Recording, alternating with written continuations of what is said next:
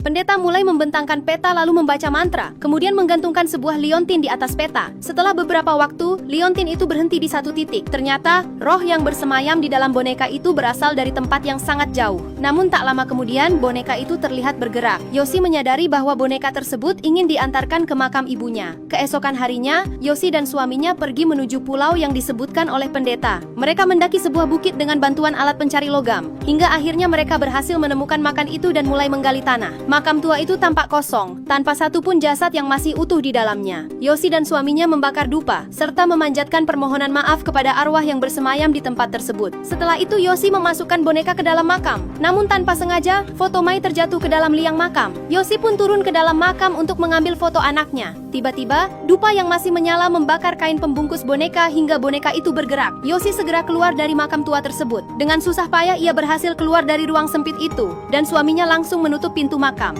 Namun, boneka itu sempat menarik rambut Yoshi. Dalam kepanikan, Yoshi memecahkan bingkai foto Mai. Dengan pecahan kaca itu, ia memotong rambutnya sendiri. Rambut Yoshi pun diambil oleh boneka tersebut. Yoshi merasa lega dan berharap keluarganya akhirnya terbebas dari gangguan arwah yang menghuni boneka itu. Pasangan tersebut segera pulang ke rumah. Setibanya di rumah, mereka disambut oleh Mai, putri kesayangan mereka. Mai langsung memeluk Yoshi. Namun pelukan itu semakin lama semakin kuat hingga Yoshi kesulitan bernapas. Yoshi meraih pecahan kaca dan menyadari bahwa arwah itu ternyata masih ada. Arwah dalam boneka belum sepenuhnya pergi dari keluarga mereka. Sementara itu, suami Yoshi mendengar suara aneh dari arah belakang rumah. Ia merasa ada sesuatu yang janggal pada mesin cuci. Saat diperiksa, betapa terkejutnya ia melihat Mai berada di dalam mesin cuci. Ia segera memecahkan kaca mesin tersebut dan berhasil mengeluarkan Mai. Setelah itu Mai mengajak ayahnya ke ruang depan. Di sana, Yoshi terlihat sedang dipeluk oleh seorang anak kecil. Mai memegang tangan anak tersebut dan memintanya melepaskan pelukan dari Yoshi. Mai lalu mengajak anak itu masuk ke kamar. Yoshi kebingungan melihat pemandangan itu. Ketika Yoshi memanggil Mai, putrinya berkata bahwa anak kecil tersebut adalah temannya.